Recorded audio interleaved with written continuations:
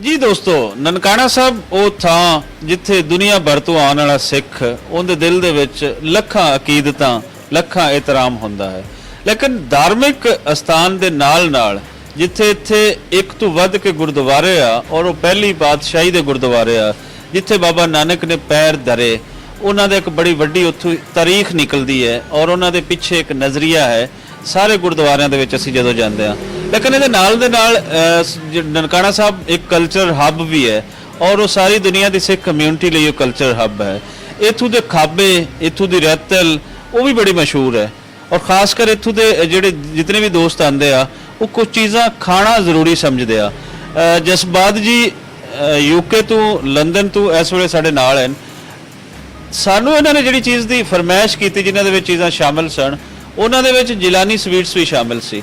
ਔਰ ਜਿਲਾਨੀ ਸਵੀਟਸ ਦੇ ਇਹਨਾਂ ਨੂੰ ਕਿਵੇਂ ਪਤਾ ਲੱਗਾ ਹੈ, ਇਹਨਾਂ ਨੇ ਇਸ ਤੋਂ ਪਹਿਲੇ ਇੱਥੋਂ ਦੇ ਮਨਪਸੰਦ ਕਰ ਰਹੇ ਸਨ ਤੇ ਅਸੀਂ ਕਿਹਾ ਕਿ ਮਨਪਸੰਦ ਤੇ ਕੁਝ ਹੋਰ ਚੀਜ਼ ਹੁੰਦੀ ਹੈ ਜਿਹੜੀ ਮਨ ਨੂੰ ਚੰਗੀ ਲੱਗਦੀ ਹੈ।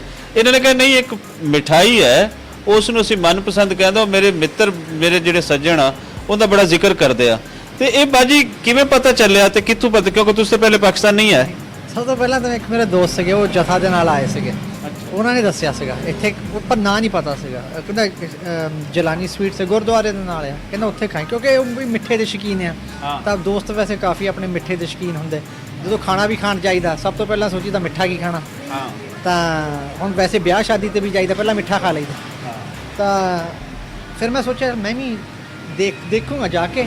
ਉਹਦਾ ਨਾਂ ਨਹੀਂ ਮੈਨੂੰ ਯਾਦ ਰਿਹਾ, ਜਲਾਨੀ ਸਵੀਟਸ। ਫਿਰ ਮੈਂ ਸੋਚਿਆ ਚਲ ਮੈਂ ਆਪੇ ਲੱਭ ਲੂੰਗਾ, ਕੋਈ ਦੁਕਾਨ ਹੋਊਗੀ, ਕਾਫੀ ਦੁਕਾਨਾਂ ਹੁੰਦੀਆਂ।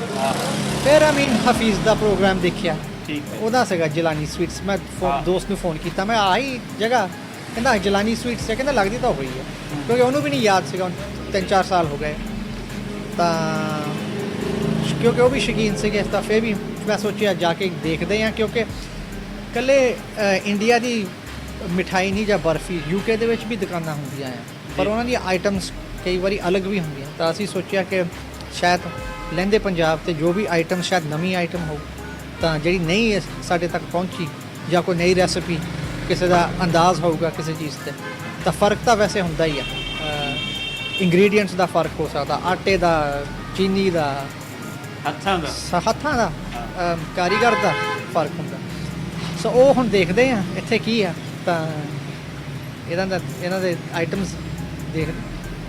ਅੱਛਾ, ਤੁਸੀਂ ਇਸ ਵੇਲੇ ਉਡੀਕ ਰਹੇ ਹੋ ਜਿਹੜੇ ਜਿਲਾਨੀ ਸਵੀਟਸ ਦੇ ਮਾਲਕ ਹਨ, ਤੁਸੀਂ ਉਹਨਾਂ ਨਾਲ ਗੱਲਬਾਤ ਵੀ ਕਰਨਾ ਚਾਹੁੰਦੇ ਹੋ। ਗੱਲਬਾਤ ਕਿਉਂ ਕਰਨਾ ਚਾਹੁੰਦੇ ਹੋ, ਇਹ ਖਾਹਿਸ਼ ਕਿਉਂ ਹੈ? ਕਿਉਂਕਿ ਇਹਨਾਂ ਦਾ ਪਤਾ ਕਰਨਾ ਚਾਹੁੰਦੇ ਕਿ ਇਹ ਕੀ ਆਈਟਮਸ ਬਣਾਉਂਦੇ, ਕਿਉਂ, ਕਿਸ ਤਰ੍ਹਾਂ। ਤਾਂ ਇਹ ਰੈਸਪੀਜ਼ ਇਹ ਜਿੱਦਾਂ ਸਿੱਖਿਓ ਆ, ਖਾਨਦਾਨੀ ਰੈਸਪੀਜ਼ ਆ ਸਿੱਖਿਓ। ਕਿਉਂਕਿ ਕਈ ਜਗ੍ਹਾ ਅਸੀਂ ਜਾਈਦਾ, ਜੈਸੇ ਜਿਹੜਾ ਇਲਾਕਾ ਜਾਮਾ ਮਸਜਿਦ ਦਾ ਦਿੱਲੀ ਦਾ, ਉੱਥੇ ਮੈਨੂੰ ਰੈਸਟੋਰੈਂਟਸ ਮਿਲੂਗੇ ਜਿਹੜੇ ਰੈਸਪੀਜ਼ 200-300 ਸਾਲ ਪੁਰਾਣੇ ਖਾਨਦਾਨੀ ਆ ਰਹੇ ਆ। ਜਿਹਦਾ ਵੈਸੇ ਇੱਕ ਫੇਮਸ ਰੈਸਟੋਰੈਂਟ ਆ ਕਰੀਮਸ, ਉਹ ਤਾਂ ਯੂਟਿਊਬ 'ਤੇ ਕਾਫੀ ਵੀਡੀਓਸ ਆ ਉਹਨਾਂ ਦੀਆਂ। ਤਾਂ ਕਾਫੀ ਉਹਨਾਂ ਦਾ ਇਤਿਹਾਸ ਹੈਗਾ, ਕਿਉਂਕਿ ਮੁਗਲ ਬਾਦਸ਼ਾਹੀ ਨਾਲ ਜੁੜਿਆ ਹੈ। ਤਾਂ ਉਹਨਾਂ ਦਾ ਜਦੋਂ ਤੁਸੀਂ ਪੁੱਛੋ, ਉਹਨਾਂ ਗੱਲ ਕਰੋ, ਤਾਂ ਅਸੀਂ ਪਤਾ ਲੱਗਦਾ ਕਿ ਉਹਨਾਂ ਦੇ ਜੋ ਰੈਸਪੀਜ਼ ਆ ਉਹ ਕਿਸ ਤਰ੍ਹਾਂ ਆਈਆਂ। ਉਹ ਲਿਖਦੇ ਨਹੀਂ, ਉਹਨੂੰ ਸਿਖਾਈ ਜਾਂਦੇ ਆ। ਤਾਂ ਉਹ ਆਪ ਦੱਸਦੇ, ਇੱਕ ਜਗ੍ਹਾ ਆ ਅਸਲਮ ਸਵੀਟਸ, ਅਸਲਮ ਚਿਕਨ, ਜਾਮਾ ਮਸਜਿਦ 'ਤੇ। ਉਹਨਾਂ ਦੀ ਇੱਕ ਫੈਮਿਲੀ ਪਾਰਟੀਸ਼ਨ 'ਤੇ ਕਰਾਚੀ ਆ ਗਏ, ਉਹਨਾਂ ਨੇ ਵੀ ਆਪਣਾ ਨਾਂ ਦਿੱਲੀ ਕੁਛ ਰੱਖਿਆ ਆ। ਤਾਂ ਉਹੀ ਖਾਣਾ ਜੋ ਸਿੱਖੇ ਉਹੀ ਇੱਥੇ ਵਿਕਦਾ। ਸੋ ਇਸ ਤਰ੍ਹਾਂ ਦੀ ਆਈਟਮਸ ਵੀ ਹੁੰਦੀਆਂ, ਕਈ ਨਵੇਂ ਤਰੀਕੇ ਹੁੰਦੇ ਆ। ਤਾਂ ਉਹ ਮੈਨੂੰ ਲੱਗਦਾ ਜੋੜ ਕੇ ਸਾਡੇ ਜੋ ਪੰਜਾਬੀ ਖਾਣਾ ਹੁੰਦਾ ਆ ਉਹ ਬਣਦਾ ਇੱਥੇ। ਠੀਕ ਹੈ, ਚਲੋ ਜੀ ਖਾ ਕੇ ਵੀ ਚੈੱਕ ਕਰਦੇ ਹਾਂ ਤੇ ਤੁਹਾਨੂੰ ਵੀ ਖਵਾਉਂਦੇ ਹਾਂ ਔਰ ਫਿਰ ਇਹਨਾਂ ਦੇ ਨਾਲ ਗੱਲਬਾਤ ਵੀ ਕਰਦੇ ਹਾਂ।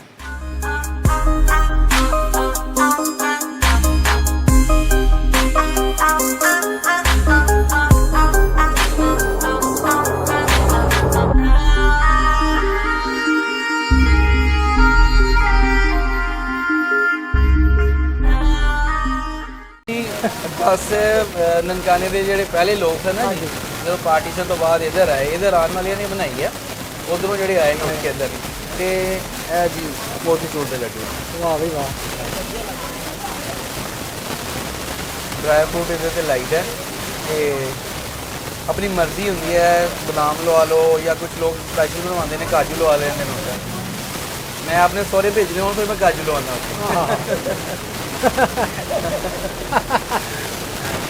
ਉਹ ਵੀ ਠੀਕ ਹੈ, ਸਹੁਰੇ ਨੂੰ ਵੀ ਖੁਸ਼ ਰੱਖਣਾ ਚਾਹੀਦਾ ਹੈ। ਬਸ ਦੇਖੋ ਨਾ, ਜੋ ਉਹਨਾਂ ਨੂੰ ਖੁਸ਼ ਨਾ ਰੱਖਾਂਗੇ ਫਿਰ ਅਸੀਂ ਖੁਸ਼ ਨਹੀਂ ਨਹੀਂ ਰਹਿੰਦੇ। ਫੇਰ ਤੁਹਾਡੀ ਰੋਟੀ ਨਹੀਂ ਬਣਨੀ। ਚਲੋ ਜੀ ਸ਼ੁਕਰੀਆ, ਤੁਸੀਂ ਟਾਈਮ ਬਹੁਤ ਦਿੱਤਾ। ਸ਼ੁਕਰੀਆ, ਤੁਹਾਡੇ ਨਾਲ ਮਿਲ ਕੇ ਬਹੁਤ ਅੱਛਾ ਲੱਗਿਆ। ਤੇ ਸਾਡੀ ਇੰਡੀਆ ਤੋਂ ਮਾਸ਼ਾਅੱਲਾ ਆਏ ਹਾਂ। ਕਿਹੜੀ ਜਗ੍ਹਾ ਤੋਂ? ਅਸੀਂ ਆਏ ਹਾਂ ਸਢੋਰੇ ਤੋਂ। ਹਾਂਜੀ ਸਢੋਰਾ ਸਾਡੇ ਸੇਵਦਾਂ ਦੇ ਪਿੰਡ ਨੇ ਉੱਥੇ ਸਾਰੇ। ਹਾਂਜੀ। ਸਢੋਰਾ ਸ਼ਰੀਫ ਨੇ, ਸਕਰੋਡਾ, ਕਲੀਅਰ ਸ਼ਰੀਫ, ਹਾਂਜੀ ਉੱਥੇ ਸਾਡੇ ਵੱਡੇ ਜਿਹੜੇ ਨੇ ਉੱਥੋਂ ਉੱਠ ਕੇ ਆਏ। ਠੀਕ ਹੈ ਜੀ। ਥੋੜਾ ਰਿਲੀਜੀਅਸ ਫੈਮਿਲੀ ਮਤਲਬ ਨਾ ਸਾਡਾ ਹਾਂਜੀ ਹਾਂਜੀ ਹਾਂਜੀ। ਤੇ ਅਜਮੇਰ ਸ਼ਰੀਫ ਤੋਂ ਸਾਡੇ ਬੜੇ ਦਾਦੀ ਜਾਨ ਜਿਹੜੇ ਸਨ, ਦਾਦੀ ਜੀ ਤੋਂ ਅਜਮੇਰ ਸ਼ਰੀਫ ਦੀ ਔਲਾਦ, ਉਹਨਾਂ ਦੀ ਔਲਾਦ ਵਿੱਚ ਸਨ।